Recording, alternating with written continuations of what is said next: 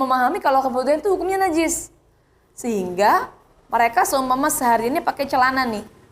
Pakai celana, ketika sholat langsung wudhu.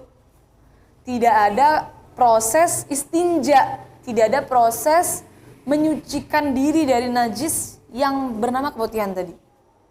Nah ini dia termasuk salah kaprah dalam fikih kewanitaan yang sering terjadi juga.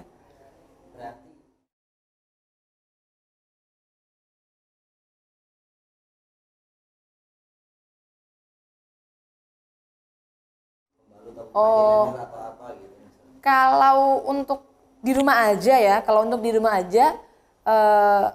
selama di rumah aja kan kita nggak perlu khawatir kan.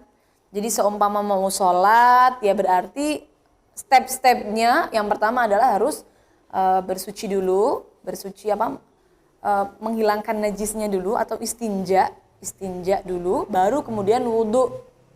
Kalau di rumah kan aman ya, jadi kita ganti celana dalam juga nggak masalah. Celana dalam yang bersih atau celana dalam yang najis tidak dipakai ketika sholat juga nggak masalah. Tapi kalau sedang di perjalanan, karena kan agak ribet kalau di perjalanan ganti-ganti seperti itu, maka usahakan pakai semacam pembalut atau panty liner. Itu nanti ada keputihannya diambil, lalu istinja, mencucikan diri atau menghilangkan najis keputihannya, baru kemudian berwudu.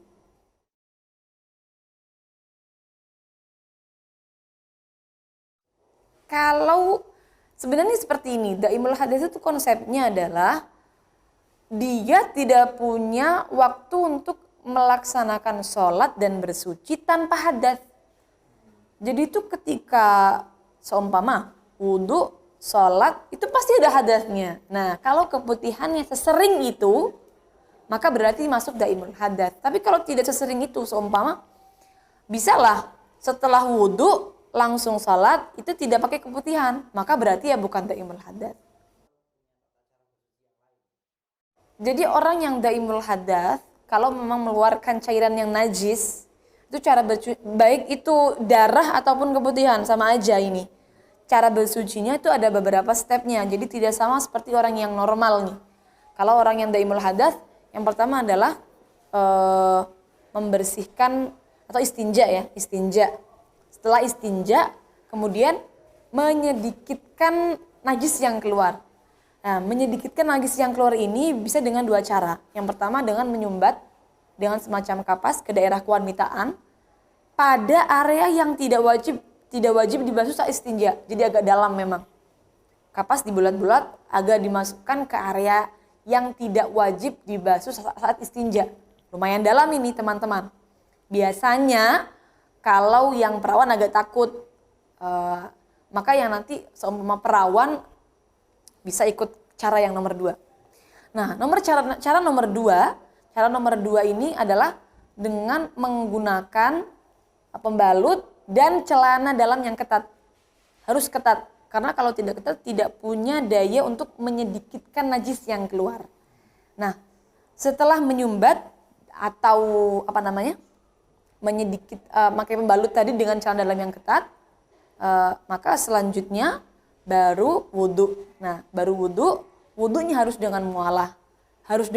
Dan juga tentunya niat wudhunya itu beda dengan yang lain. Mualah itu terus menerus. Seumpama kita membasuh tangan, basuhan yang wajah belum kering, itu namanya mualah.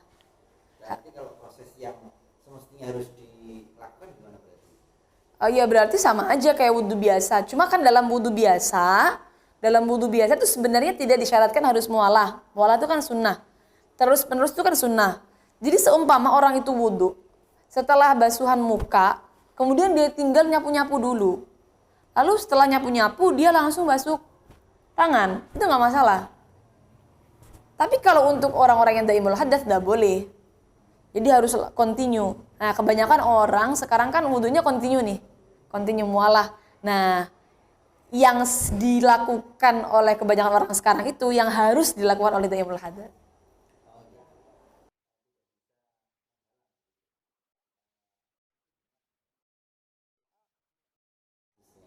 Oh iya, makanya tadi itu kalau hanya dengan pembalut saja, maka harus didampingi dengan celana dalam yang ketat. Maka harus pakai korset.